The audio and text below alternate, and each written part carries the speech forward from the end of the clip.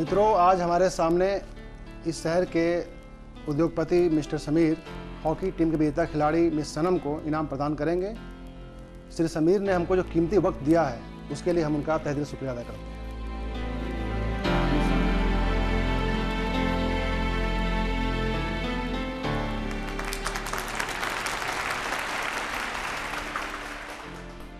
हजारों मील का सफर एक कदम से शुरू होता है। जरूरत होती है उससे पहले कदम उठाने के लिए हिम्मत की। जिनके कदम मजबूत हों और हौसले जवान, उनके लिए मंजिलों की दूरी कुछ नहीं होती। आज के इस हॉकी मैच को देखकर मैंने जाना कि जिंदगी एक खूबसूरत रफ्तार है और आगे बढ़ने के जुनून का नाम ही जिंदगी है। मैं सभी खिलाड़ियों को मुबारकबाद देता हूं, जिन्होंने आज का मैच जीता उनको भी, जिन्होंने लूज किया उनको भी। हार और जीत खेल का हिस्सा है, लेकिन हिम्मत और लगन सदा जवान रहना चाहिए। मैं मिस सनम की तारीफ किए बिना नहीं रह सकता, जिन्होंने आज के मैच में हैट्रिक लगाकर एक कारनामा अंजाम दिया है, बल्कि अपनी टीम को खूबसूरत जीत का तोहफा भी दिया है। मिस सनम जैसे खिलाड़ी हमारे देश की उम्मीद हैं। निखरे निखरे से मेरे सरकार नजर आते हैं और दिल के फंसने के आसार नजर आते हैं। आधा वर्ष है, आधा वर्ष है। बब्बन, हाँ। ये कौन सा मौका है यार इस तरह के बेहुदा शेर बकने का? अरे भाई, ये पहली बार तुम्हारे होठों से किसी नाजनीन, किसी महजबी की तारीफ होते हुए सुना है। वाह वाह वाह वाह। शट अप गधे, मैं किसी लड़की की नहीं, मैं बहुत ही अच्छे खिलाड़ी के शानदार खेल की तारीफ कर रहा था। भाई, ये चाहे जो भी हो, तुम्हारे इन पथरीले होठों पर किसी नाजनीन का नाम तो आया।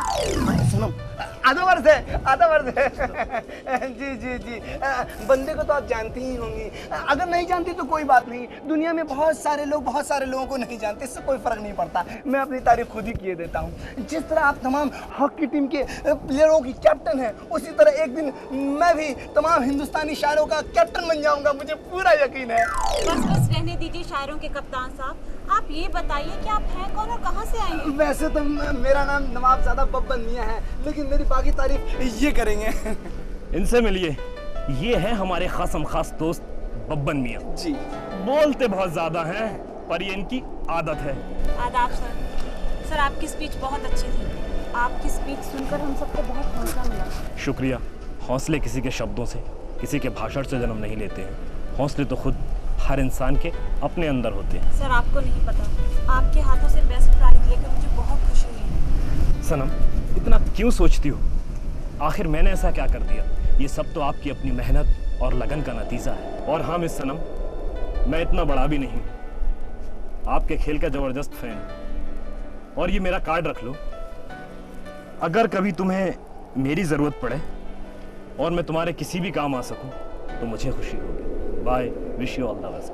हाँ, कभी कोई हमारे जिंदगी में भी आ जाए, अल्लाह की कसम खुश कर देंगे। हाँ, वैसे आधा वर्ष है, चलिए। बहुत पकाता है यार तुम।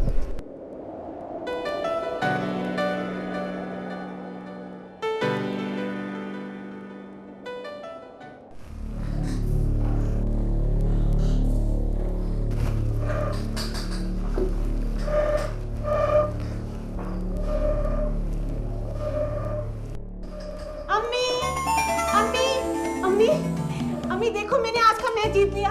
फाइनल मैच, हैट्रिक मारी है, हैट्रिक। चल लड़की, इतनी देर से चूल्हे में फूक रही हूँ, जलता ही नहीं कमबख्त। चल कपड़े बदल, आटा गूंद और रोटी पका। जीत आई। अम्मी, तुम्हें मेरे जीतने की खुशी नहीं हुई? बड़ा तीर मार के आई है ना। तालियां बजाऊं, नाचूं या गाऊं? ये दोनों भी खेलती रहती हैं, कभी एक जीतती कभी दूसरी।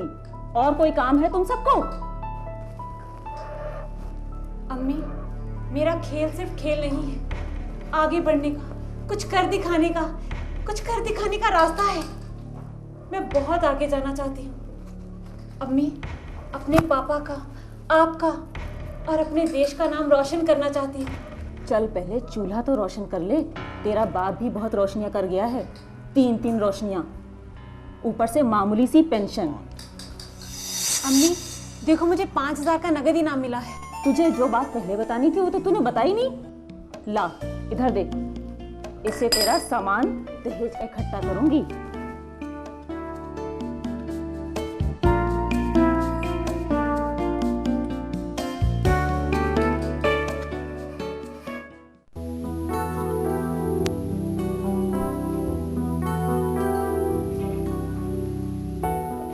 तस्वीर बने बैठे हैं किसके ख्याल में?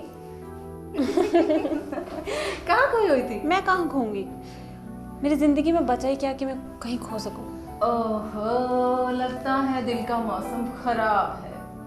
जेबा, तू तो जानती है पापा बेवक्त चले गए, अम्मी बिल्कुल अकेली पड़ चुकी हैं, घर में 3 बहनें हैं, पूरी घर गृहस्थी का बोझ अम्मी पर पड़ चुका है।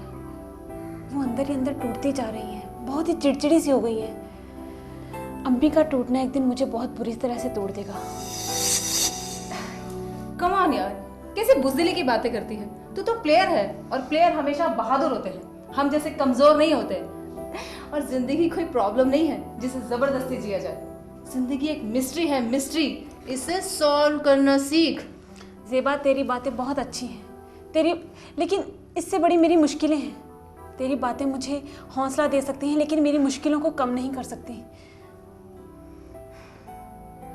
अरे हाँ, एक आइडिया है मेरे पास। क्या? तुझे याद है तेरा वो फैन कार्ड वाला जिसने कुछ प्रॉमिस किया था तुझे?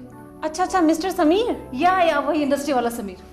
तो एक काम क्यों नहीं करती, उसके पास जाओ, वो जरूर तेरी हेल्प करेगा। हो सकता है कोई पार्ट टाइम जॉब दे दे। इससे तू पढ़ भी सकेगी, साथ साथ खेल भी सकेगी और घर की जिम्मेदारियां भी आसानी से उठा लेगी। कहाँ यार, बड़े लोगों के बड़े वादे। फिर वही मैडम, कम से कम एक बार मिलने में कोई बुराई तो नहीं है। अच्छा ठीक है, तू कहती हो तो मैं जरूर मिलूंगी। That's like a good girl. अब कुछ चाय वाय पिलाएगी या? चल ठीक है।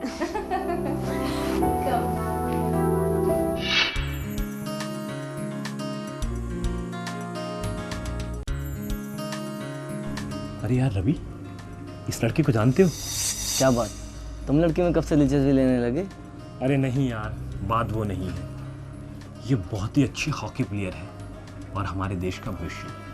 तुम शायद अखबार नहीं पढ़ते हो, पिछले दिनों के अखबार इसी की तारीफों से भरे पड़े हैं। हाँ, पढ़ा था मैंने एक बार। अच्छा, ये वही लड़की है? यार रवि, एक काम कर, अपने सेलमैन से कहो कि लड़की जो भी पसंद करे उसके पैसे मत लेना, इसका बिल मैं चुका दूंगा। वाह यार, वे कैसे ले जाएगी फ्री में? नहीं यार, बात वो नहीं है। देख यार, मुझे गलत मत समझ। इसका दम, इसका हौसला, इसका खेल, इसके आगे बढ़ने की लगन मुझे अच्छी लगती है। और फिर ऐसे लोगों के लिए हमारी भी तो जिम्मेदारियां हैं, क्योंकि यही तो हमारे देश का फ्यूचर है। तू कह देना यार, किसी फैन की तरफ से गिफ्ट है। क्या प्राइस है इसका? 3000। 3000? My God. चल ज़ेबा, बहुत ज्यादा बोल रहे हैं। सुनिए मैडम, ये आप ले जाइए, इसकी आपको कोई कीमत नहीं देनी है। ये आपके एक फैन की तरफ से आपको गिफ्ट है। मैं गिफ्ट नहीं लूंगी। पर ये गिफ्ट देने वाला है कौन? सॉरी मैडम, ये तो मैं नहीं जानता, लेकिन हमारे मालिक का ऑर्डर है कि आपके एक फैन ने बहुत रिक्वेस्ट करके ये आपको एक गिफ्ट दिया। चल यार, छोड़, ज़्यादा मत सोच। वैसे भी कोई गिफ्ट देने वाला तेरा फैन ही होगा, तो इतनी बड़ी प्लेयर है ना? चल ज़्यादा मत सोच, अब इसे रख। भाई साहब, गिफ्ट देने वालों को हमारी तरफ से थैंक्स कह देना। वो हमारी फ्रेंड का कुछ ज़्यादा ही चाहने वाला फैन लग रहा है। चल, थैंक यू।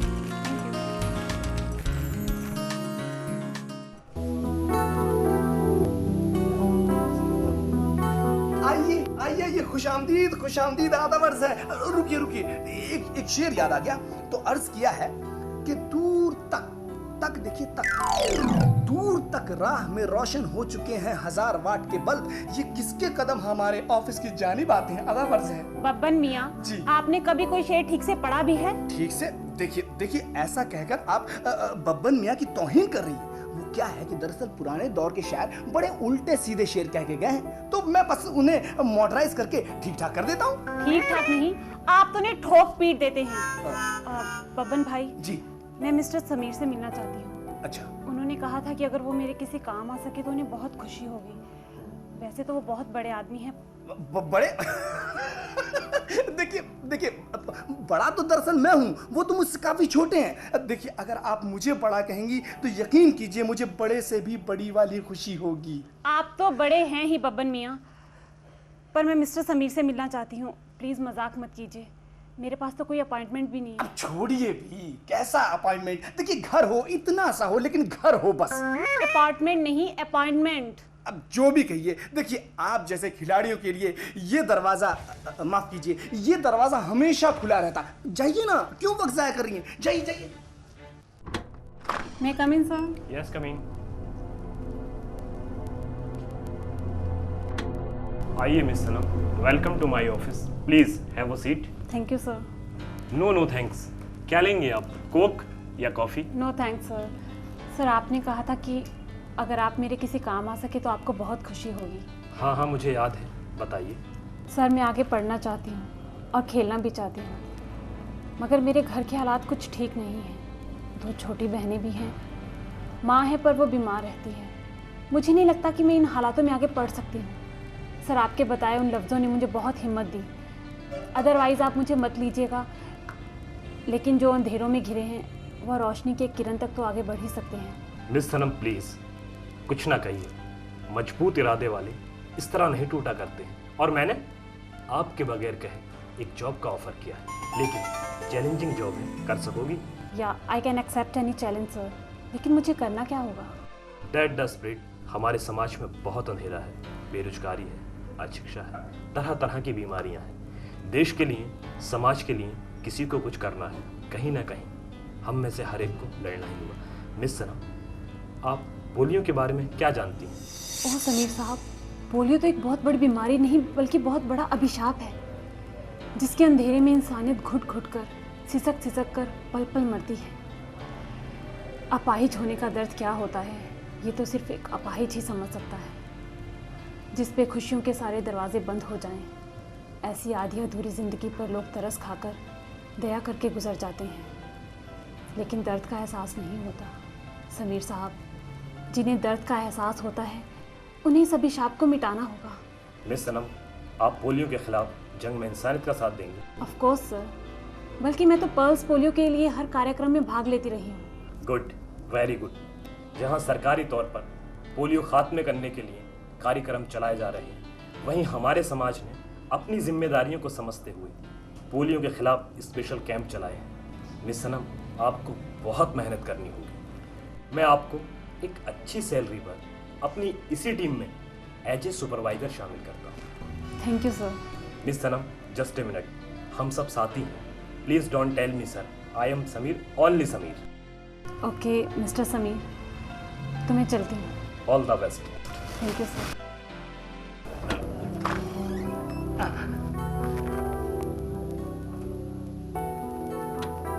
वाह समीर साहब वाह, सारे रिश्ते नाते सब तोड़ के आ गई, ले ये तेरे वास्ते सब छोड़ के आ गई। बब्बन, बहुत ज्यादा बोलते हो यार तुम। अरे बकवास कम क्या करो। ओहो भैया, तुम्हें बब्बन की आदत का पता तो है ही। शुक्र मनाओ अभी तक सलामत हो। वो सब छोड़ो, पहले ये बताओ कि ये चक्कर क्या है, हैं? पहले वो शॉपिंग सेंटर में गिफ्ट का दिया जाना, और अब ये नौकरी। कहीं इन सब के पीछे वो इश्क विश्क प्यार। तुम्हें शर्म नहीं आती? मुझसे इस तरह का मजाक कर रहे हो। तुम मजाक नहीं, मेरा मजाक उड़ा रहे हो। अरे भैया, तेरे बचपन का यार हैं, तेरा साया बन के तेरे साथ रहता हूँ, हैं? तेरी एक खुशी एक मुस्कुराहट के लिए तरस गया। आज बरसों बाद तेरी आंखों में एक अलग सी चमक देखी है, और ऊपर से तेरी ये मेहरबानियां। वाह, कैसा दोस्त है तू, दोस्त को नहीं समझ पाता? अरे वो तोहफा एक अच्छे खिलाड़ी को खुश देखने के लिए था। अच्छा, और ये नौकरी एक अच्छे फ्यूचर के लिए, बल्कि यूं कहो इस देश को एक अच्छा खिलाड़ी देने के लिए। ना जाने कितने उभरते हुए नौजवान खिलाड़ी अपनी बेरोजगारी की वजह से गुमनामी के अंधेरे में खो जाते हैं। क्या बात है, ओहो क्या बात है, वाह वाह वाह वाह भाई, एक आप ही तो हैं वो खिलाड़ियों के खिलाड़ी। कुछ भी कहो यार, उस लड़की में हौसला है, कुछ कर दिखाने की लगन है, और उसका यही जोश मेरी जरूरत है। और मैं पोलियो के नाम और निशान को मिटा देना चाहता हूं, चाहे बच्चा अमीर का हो चाहे गरीब का, लेकिन कल का लूला या अपाहिज ना बन सके। लेकिन भैया एक बात बताओ, कहीं ये जिंदगी की 2 बूंदें बेचारी सनम के दिल पर ही ना टप टप टप करके टपक जाएं। बब्बन, ये 2 बूंदें किसी के दिल पर नहीं, उन मासूम बच्चों के हलक पर टपकाने की सोचो। और मेरे लिए 2 बूंदें क्या, बूंदों की बारिश भी हो जाए तो बेकार है। इश्क इश्क, उठो मत, शेर सुनो। इश्क में डूबने के लिए एक समंदर चाहिए जाना। गहराई देखो यार, इश्क में डूबने के लिए समंदर चाहिए जाना, 2 बूंदों में लड़कियां नहीं पड़ती। तुम्हारा बेड़ा गर्क हो यार। घर पर डैड इंतजार कर रहे हैं, पार्टी में चलना है, जल्दी करो। अरे ओहो, मैं चलूं? हाँ आइए। मैंने कब मना आपकी तो किया? जरूरत है। मैंने नहीं तो कब मना कौन किया? करेगा? ओह माय गॉड सनम, उधर देख, तेरा वही कार्ड वाला फैन। और ब्लैक सूट में कितना हैंडसम लग रहा है। वैसे माशाल्लाह तू भी इस सूट में गजब डाल रही है आज। चल नैनो के तीर चला ही दे, हम बकत करेंगे। चुप कर। हसीना, आपके मजबूत कदमों पर इस पैदाइशी आशिक नवाबजादा बब्बन मियाँ वल्द नवाबजादा कब्बन मियाँ का सलाम अर्ज है। बब्बन मियाँ जी। इन मजबूत कदमों में मजबूत जूते भी हैं। ना बाबा, अच्छा हुआ जो तारीफ सिर्फ हाँ। बहरहाल मिस ज़िबा, ये how do you do, cute cute जैसी प्यारी प्यारी बातें इस नाचिस की भी तरफ क्यों नहीं टक फेंक देती हैं? निहायत ही बदतमीज किस्म के आदमी हैं। आपको शर्म नहीं आती? आप लड़कियों की बातें छुप छुप के सुनते हैं। कभी देखते थे छुप के, अब सुनते हैं हम छुप के। वो दौर था जवानी का, ये दौर है कहानी का। आधा वर्ष है, आधा वर्ष है। बब्बन मियाँ, आपने फिर शेर की टांग तोड़ दी। वो अरे भाई वहाँ नहीं, शेर है भाई, यहाँ रहिए भाई, शेर है भाई। देख यहाँ, हाँ शेर अर्ज है कि वो हमारे यार को छुप छुप के देखा जा रहा है। माशाल्लाह बड़ी खूबसूरत लग रही हो। Shut up. जी, वैसे इस हंसी के लिए लोगों ने क्या क्या नहीं कर दिया। जैसे ये सूट इन पर बड़ा जच रहा है। सूट? जी क्या मतलब? क्या मतलब सूट? जी मामा नहीं कुछ नहीं, मतलब बस। अरे भाई मेरी बातों पे ध्यान मत दीजिए, मेरी तो आदत है, बस मैं ऐसे बोल देता हूँ 2-4 बातें फालतू। बब्बन मियाँ जी। जरूर कोई बात है, बताइए ना सूट की क्या कहानी है? जी वो बब्बन मियाँ हाँ। प्लीज फॉर गॉड से बता दो क्या कहानी है। मुझे लग रहा है कि एक मच्छर की मौत होने वाली है, वरना मेरे हाथों से। देखिए, अल्लाह की कसम नहीं बताना चाहता, लेकिन जब आप इतना मजबूर कर रही हैं तो अजाब सवाब सब आपकी गर्दन पर। बात दरअसल ये है कि रहने दीजिए। फूटिए। जी देखिए, बात दरअसल ये है कि रहने दीजिए। बब्बन मियाँ। हाँ बात दरअसल ये है कि जिस दिन आप ये दुकान पर ये सूट देख रही थी, उस दिन समीर साहब भी दुकान पर मौजूद थे, तो आपको खुश करने के लिए उन्होंने ये सूट आपको गिफ्ट किया था। ये बहुत गलत बात है, मैं समीर साहब को नहीं छोड़ूंगी। ये कोई बात हुई? चल चल अब ज्यादा फैल मत, तेरे बहुत बड़े फैन है वो। और क्या, समीर साहब उस टाइप के नहीं है। किस टाइप के? अरे भाई मेरे जैसे टाइप के। भाई मेरी तो बात ही अलग है ना भाई, वो तो बड़े अजीब से आदमी है, हमेशा दूसरों को खुशी देने वाले। सच कहो तो हमेशा खुद जलते हैं और दूसरों को रोशनी देते हैं। भाई उनकी तो बात ही अलग है, सच कह रहा हूँ। मैं भी पी लूं? बेटा। अच्छा बेटा।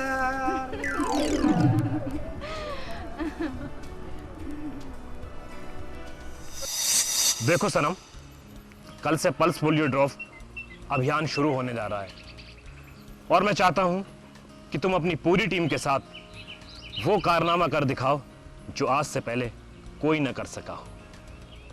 आइए डॉक्टर साहब आइए, मैं आप ही का इंतजार कर रहा था। इनसे मिलिए, ये है मिस सनम, हमारे पोलियो टीम की सुपरवाइजर हैं, अभी नई आई हैं, इसलिए मैं आपसे दरखास्त करता हूं कि आप इन्हें कुछ पोलियो के बारे में कुछ जानकारी दें।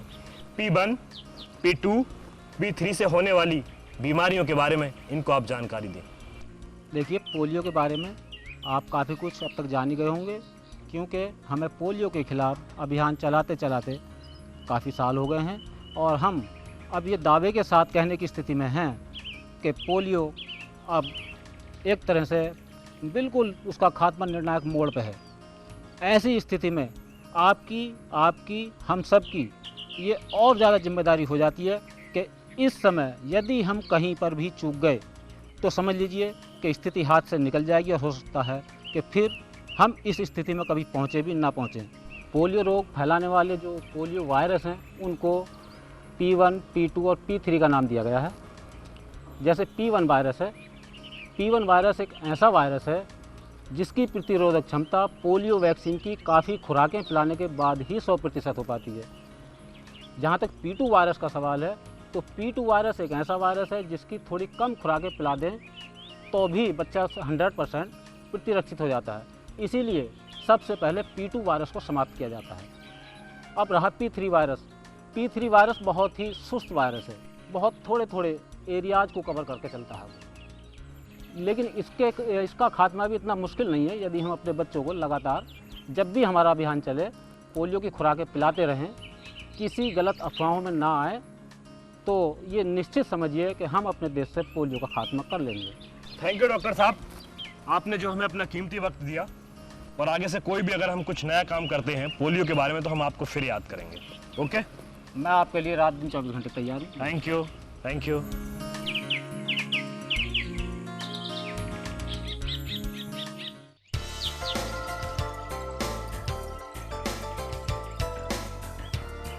किससे मिलना सर 1 मिनट। अरे अरे, क्या बात? आप लोग चले आ रहे हैं, हमारा चौकीदार आपको रोक रहा है। मान ना मान, मैं तेरा मेहमान, क्या तरीका है ये? सर आपके घर में 5 साल का छोटा बच्चा होगा, हम उसे पोलियो की दवा पिलाने आए हैं।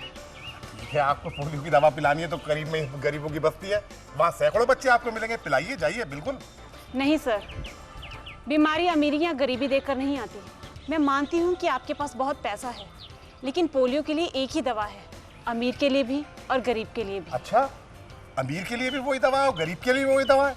तो ठीक है, मैं अपना जो फैमिली डॉक्टर है मैं उससे भी बात करके आपको बताता हूँ। यस, डॉक्टर गुप्ता, हाँ चोपड़ा बोल रहा हूँ सर। वो ऐसा है सर कि मेरे घर पर अभी ये कुछ पोलियो पिलाने के ड्रॉप के कुछ लोग आए हुए हैं और ये कहते हैं कि गुड़िया के बच्चे को पोलियो ड्रॉप पिलाना ज़रूरी है। ठीक है, तो डॉक्टर साहब मैं पिला दूँ? डॉक्टर साहब आपकी जिम्मेदारी है, देख लीजिए। ठीक है, ठीक है, ठीक है डॉक्टर। अच्छा भाई जाओ चौकीदार, मेम साहब को बुलाओ और आपसे मिलवा के दवा पिलवा दो। ठीक है डॉक्टर। और डॉक्टर ठीक है।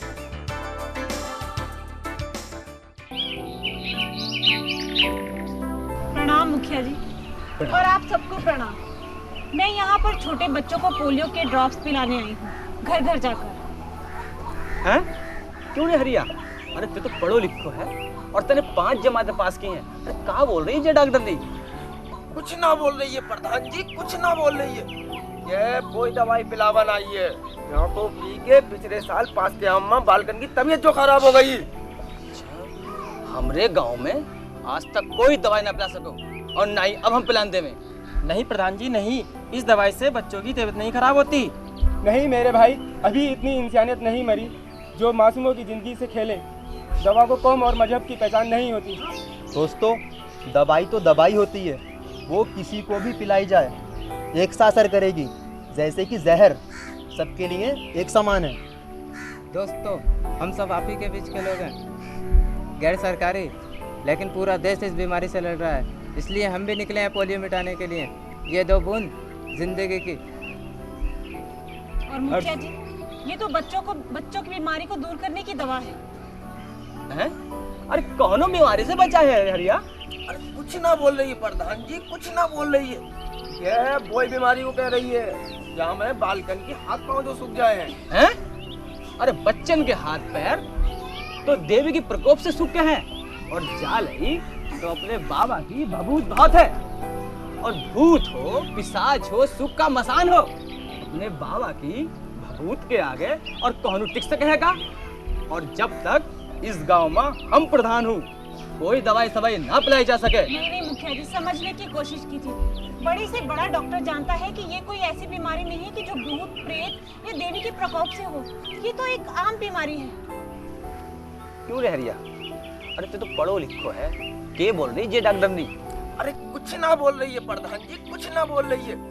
ये वही दवाई पिलावन आई है जहाँ को पी के पिछले साल पास के गांव में बालकन की तबीयत जो खराब हो गई है। काहे? कौनो दवाई? हमें तो अपने गांव में कौनो दवाई ना पिलान दई और ना ही अब पिलावन देवे। नहीं मुखिया जी नहीं, इस दवाई को पिलाने से बच्चों की तबीयत नहीं खराब होती। नहीं मेरे भाई, अभी इंसानियत इतनी नहीं मरी जो मासूमों की जिंदगी से खेले। दवा को कौम और मजहब की पहचान नहीं होती। दवा तो दवा होती है भाई लोगों, वो किसी को भी पिलाई जाए एक सा ही असर करेगी, जैसे कि जहर सबके लिए एक सा होता है। हर स्वरूप की विधवा की पेंशन कराने गया था मुखिया जी, आपने भी तो तुम पेंशन के दफ्तर के चक्कर पे चक्कर लगाए थे, का वाकई पेंशन बनी? सुन ली, सरकार हमारी ना सुने हैं और सरकारी दफ्तरों में हम गांव वालों को धक्के दे हैं, 5% कमीशन मांगा है और हम सरकारी दफ्तरों में बहुत चक्कर पे चक्कर काटा है। ठीक है मुखिया जी, अगर मैं आपके गांव में सरकार को लेकर आऊं तो क्या आप छोटे छोटे बच्चों को पोलियो के ड्रॉप्स पिलाने देंगे? का? कभी सरकार भी गांव में आ सके है का? हाँ मुखिया जी, मैं सरकार को लेकर आऊंगी। आप लोगों में जानकारी की कमी है, इसलिए सरकारी दफ्तरों में आपको सताया जाता है, जबकि ये देश, ये सरकार, ये समाज सब आपका है। आज के बच्चे कल के सिपाही बनेंगे, नेता बनेंगे, खिलाड़ी बनेंगे, लेकिन कल के नौजवान मजबूत हों, ये हमारी आज की जिम्मेदारी है। तू का प्रधान जी से ज्यादा जाना था? प्रधान जी आप ही तो बोले थे कि दोनों सरकारी आदमी गांव में ना देख सके। गांव वालों की समस्या दूर करा दे, सरकार को गांव में ले आवे तो हम भी दवाई पिलाई देंगे। ठीक बोले ना प्रधान जी? बिल्कुल ठीक बोल रहा है हरिया। अच्छा मुखिया जी, प्रणाम।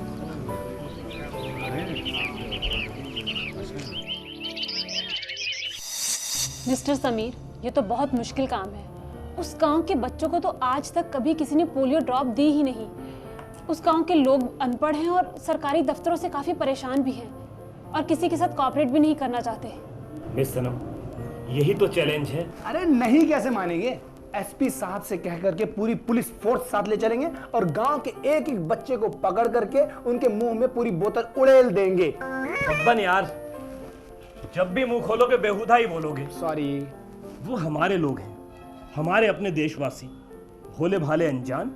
वो इस सिस्टम के सताए हुए हैं और उन्हें हमारी जरूरत है। और सनम, तुम तो मेरा सपना हो, मेरी ताकत हो, तुम्हें यूं ही परेशान नहीं होना चाहिए। हाँ हाँ वही तो भाई, आपकी तारीफ सुन सुन के मैं तो एकदम परेशान हो गया हूँ। अब कल सुबह ही कह रहे थे, दोपहर में कह रहे थे, हाँ सुबह कह रहे थे कि सनम is the secret of my energy. Babban ji, DM साहब से बात कीजिए। जी हुकुम। और उस गांव के तहसीलदार, वर्कर्स, कल्याण समाज के जितने भी अधिकारी हैं सबको बुलाइए और बुला के मीटिंग करवाइए, ताकि हमारी सनम का वायदा छूटा नहीं होना चाहिए। जो हुकुम आली जा। जाऊं मैं?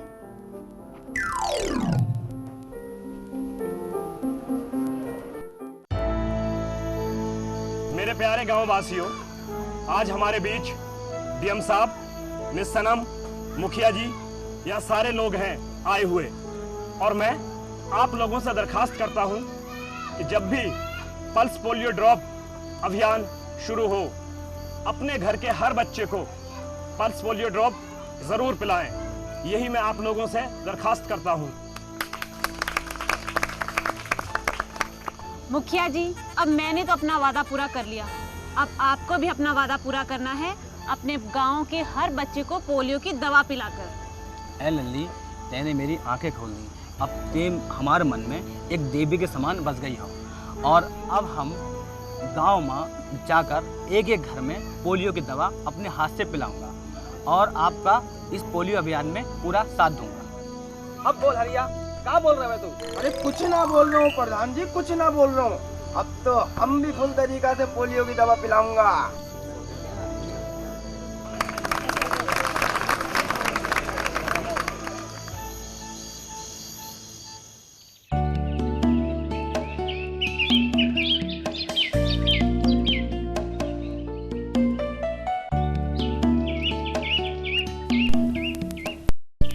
रामू काका, गाड़ी निकालो, हमें खेमपुर गांव जाना है और जाकर देखना इस समय हमारी पोलियो टीम क्या कर रही है।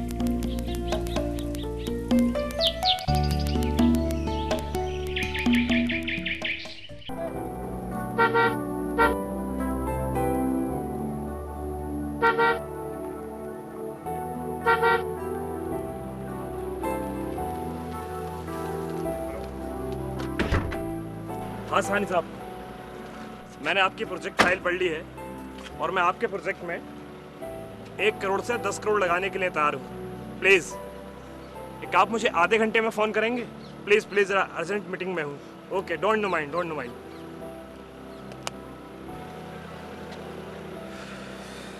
बेटा, ये पैसे लो, अपनी ज़रूरत के कामों में खर्च करना। हेलो। शुक्रिया साहब जी, शुक्रिया।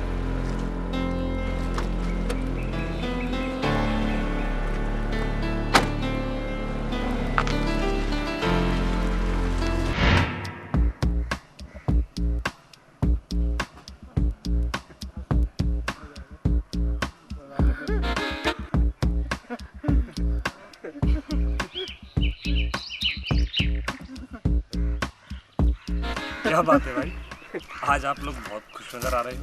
आप लोगों की खुशी का राज क्या है? सर मत पूछिए सर, आपका भी आज हंसते हंसते पेट फूल जाएगा सर। क्या बात है, जरा बताएंगे? सर एक घर में हम दवा पिलाने गए, एक औरत ने अपने बच्चे को दरवे के अंदर बंद कर दिया। देखिए, हम पल्स पोलियो की तरफ से आए हैं और आपके बच्चों को दवा पिलाना चाहते हैं। नहीं, हमें नहीं पिलानी अपने बच्चों को दवा। जाइए जाके कहीं और पिलाइए दवा। बट वाई, ऐसा क्यों करना चाहते हैं आप? मेरी मर्जी। बड़े जाहिल इंसान हैं आप। आपको पता है, आपके एक बच्चे को दवा ना पिलाने से उन हजारों करोड़ों बच्चों को दवा पिलाना व्यर्थ है। आप लोग कब समझेंगे? आप लोगों की वजह से हमारी सरकार को करोड़ों रुपए का नुकसान होता है और उन लाखों लोगों की मेहनत पानी में फिर जाती है। खबरदार, अगर किसी ने भी मेरे बच्चे को दवा पिलाने की कोशिश की तो मैं इस बच्चे को छत से नीचे फेंक दूंगा। अरे बाबूजी, आप कितने कमजोर इंसान हो तुम लोग।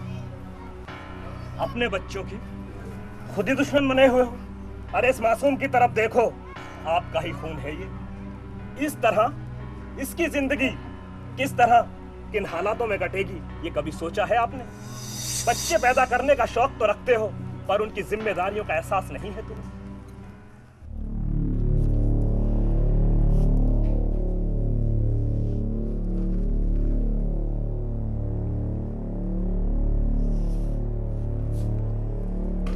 रामू, रामू, डैड, बेटे, डैड,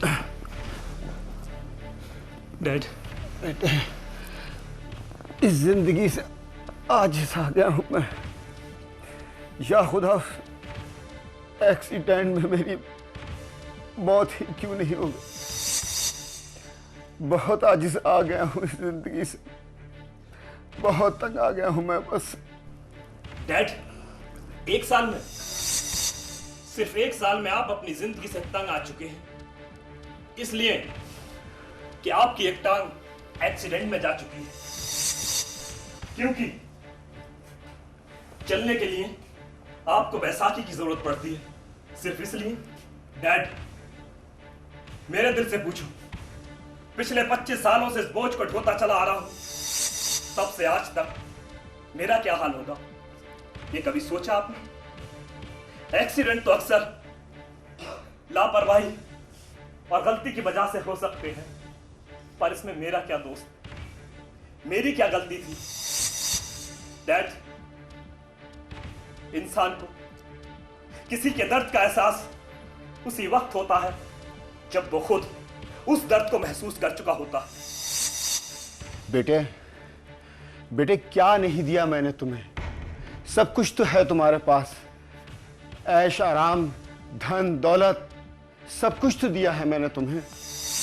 डैड, आपकी इसी गलत फहमी की सजा भुगत रहा हूं। काश काश ये सब दौलत, शोहरत, ऐशो आराम ना देकर 2 बूंद पोलियो की मेरे हलक में डाल दी होती तो शायद, लेकिन ये सोच आपकी गलत थी, बिल्कुल गलत। डैड,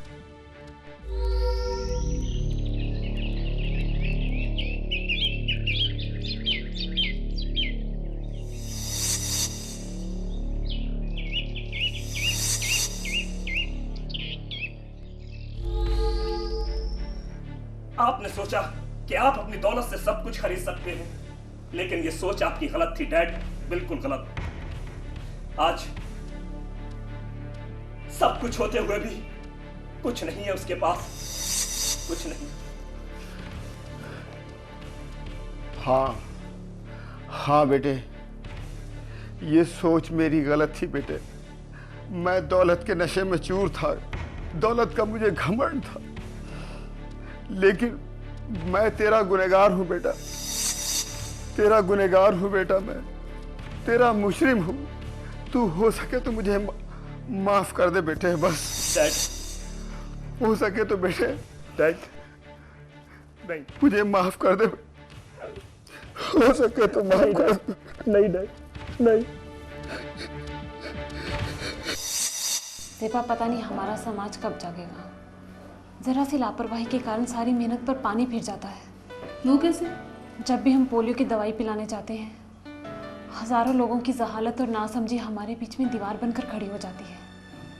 अगर एक भी बच्चा दवाई पिलाने से छूट गया तो हवा में वायरस फैल जाता है, जिससे करोड़ों का नुकसान और हजारों लोगों की मेहनत बेकार हो जाती है। पता नहीं कब जागेंगे ये लोग। हाँ बी बन्नो, वो जब जागेंगे तब जागेंगे, लेकिन तुम कब जागोगी? क्या मतलब? मतलब ये मेरी भोली बकरी कि समीर साहब की मेहरबानियाँ ऐसी नहीं हैं। हाय, वो कितना हैंडसम है और कितना क्यूट इंसान है ना। ऐसी कोई बात नहीं है। ऐसा है कि आजकल दिल के अदला बदली का मौसम जोरों पर है। तू भी अपने सड़े से दिल के बदले में समीर साहब का नया दिल बदल ही डाल। वो बहुत बड़े इंसान है। अब ये बड़े इंसान, ये इंसान, वो इंसान, ये सब दिलों में कहाँ से आ गए? हाँ, दिल जरा अपना दिल से बदल कर तो देखो। डॉक्टरनी साहिबा, समीर साहब को जरा समझ कर तो देखो। और कम ऑन यार, be support, don't miss the chance. उस शेर का क्यों बेड़ा गर्क करना चाहती हो? लगता है तुम पर भी बब्बन मियाँ का जादू चल गया है। यही समझ लो, हम पे तो चढ़ गया है प्यार का रंग। भाई हमें तो रंगों से बहुत प्यार है। अब अगर कोई बेरंग रहना चाहे तो मैं क्या करूं? बाय।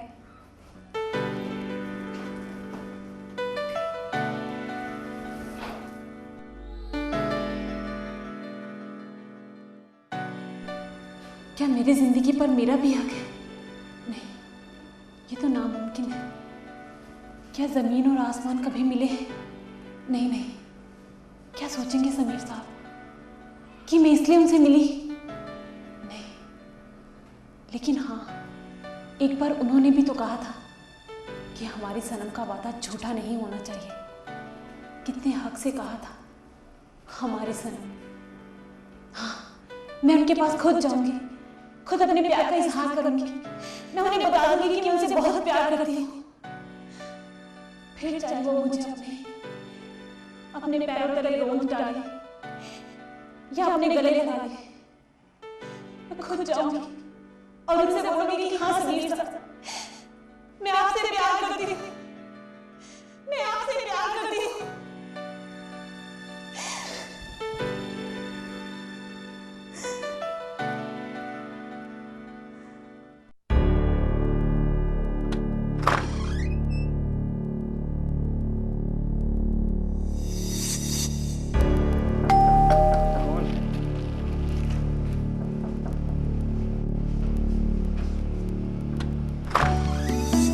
आइए सनम, मैं भी आप ही के बारे में सोच रहा था। Please sit down. No thanks, मैं यहीं ठीक हूँ।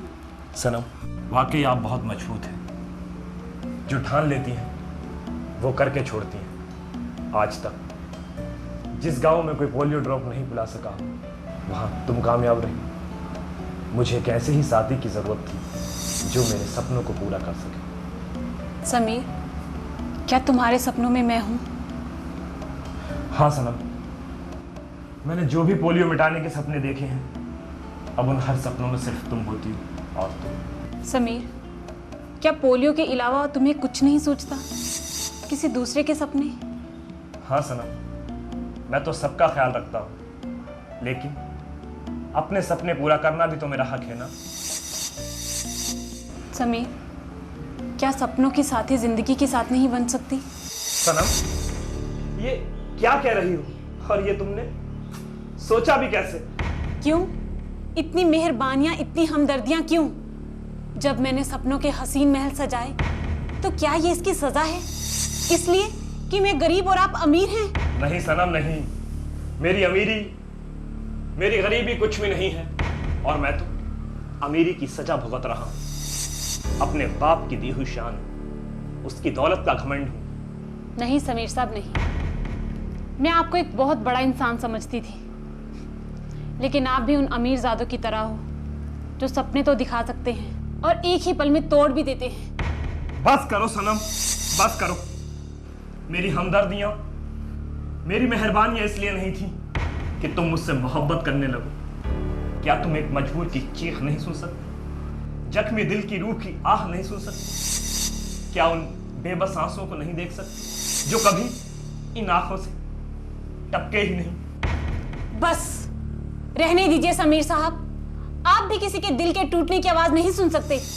आपके इस खूबसूरत चेहरे के पीछे एक मासूम सा दिल होगा, ऐसा मैं सोचती थी, लेकिन सब झूठ है समीर साहब, सब झूठ। हाँ, मैं झूठा हूं। सारी जिंदगी दुनिया के सामने झूठ बोलता रहा।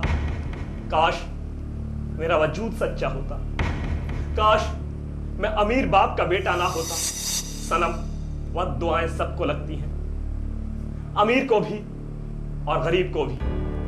मेरे बाप ने सोचा था कि मैं अपनी दौलत से सब कुछ खरीद सकता हूं। जानना चाहती हो मेरा वजूद अधूरा है, अधूरा। जो खुशी तुम मुझे देना चाहती हो, वो खुशी मैं तुम्हें कभी नहीं दे सकता। समीर, कहीं तुम वो तो नहीं? सनम, जैसा तुम सोचती हो ऐसा कुछ भी नहीं है। फिर वो कौन सी ऐसी बात है जो तुम मुझसे छिपाना चाहते हो? वो कौन सी ऐसी चीज है जो हम दोनों के बीच दीवार बनकर खड़ी है? सनम, मेरा इम्तिहान मत लो। मैं तुम्हें कुछ नहीं बता सकता, कुछ नहीं। खुदा के वास्ते मुझे अकेला छोड़ दो, अकेला। प्लीज सनम, मैं अकेला रहना चाहता हूं सनम, प्लीज। ठीक है समीर साहब, मैं चली जाती हूँ, हमेशा के लिए। फिर दोबारा तुम्हारी जिंदगी में कभी नहीं आऊंगी। लेकिन एक बार अपने दिल पर हाथ रखकर पूछो कि क्या तुमने मुझसे कभी प्यार नहीं किया? बोलो समीर, कि तुमने मुझसे प्यार नहीं किया? बोलो।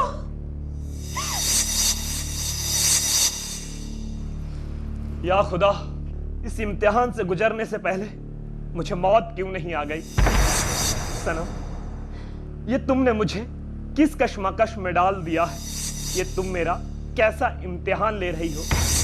इस वक्त मैं तुम्हें कुछ नहीं बता सकता, कुछ नहीं। खुदा के वास्ते इस वक्त मुझे अकेला छोड़ दो। मैं अकेला रहना चाहता हूं सनम, अकेला, प्लीज।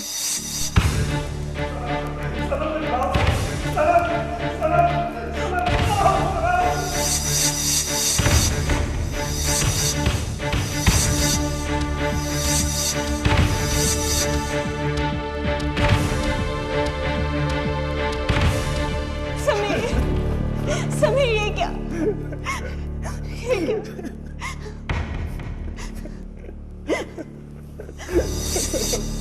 मैं अमीर हूँ, जवान हूँ,